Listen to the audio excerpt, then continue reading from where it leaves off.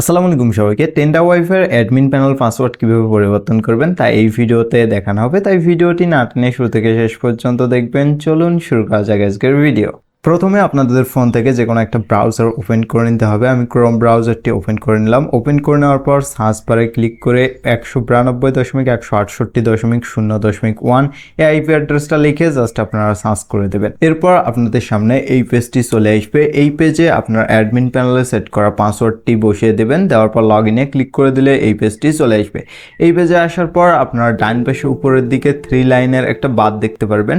Just ওই বারটাই click করে দেবেন। ক্লিক করার পর নিচের দিকে দেখতে পারবেন অ্যাডমিনিস্ট্রেশনের অপশন রয়েছে, ওইখানে ক্লিক করে দেবেন। এরপর আপনাদের সামনে এই পেজটি শো করবে। এই পেজে প্রথমে দেখতে পারবেন ওল্ড পাসওয়ার্ডের অপশন রয়েছে। এইখানে আপনাদের বর্তমান যে পাসওয়ার্ডটি রয়েছে সেটা বসিয়ে দেবেন। নিউ পাসওয়ার্ডের জায়গায় নতুন করে একটা পাসওয়ার্ড তৈরি করে নিতে হবে। কনফার্ম নিউ পাসওয়ার্ডের জায়গায় নতুন পাসওয়ার্ডটি আবারও বসিয়ে দিতে হবে। ওল্ড পাসওয়ার্ডের জায়গায় বর্তমান পাসওয়ার্ডটি বসিয়ে দিলাম। বসিয়ে দেওয়ার পর নিউ পাসওয়ার্ডের জায়গায় নতুন করে একটা পাসওয়ার্ড তৈরি করে নিলাম।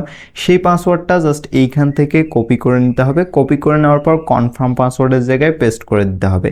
তো এইখানে ওল্ড পাসওয়ার্ডটা দেওয়া হয়ে গেল, দেন নিউ পাসওয়ার্ড দিলাম। নিউ পাসওয়ার্ডটা আবার কনফার্ম করে দিলাম।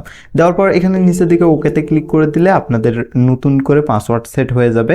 তো যে পাসওয়ার্ডটা দিয়েছিলেন নতুন করে সেইটা এইখানে আবারও দিয়ে দেবেন। দিয়ে দেওয়ার পর লগ ইনে ক্লিক করে দিলে আপনাদের অ্যাডমিন প্যানেলে প্রবেশ করতে পারবেন। এখন থেকে আপনারা নতুন পাসওয়ার্ডটি অ্যাডমিন প্যানেলের জন্য ব্যবহার করবেন। তো এভাবে আপনারা যে কোনো অ্যাডমিন প্যানেলের পাসওয়ার্ড পরিবর্তন করতে পারবেন।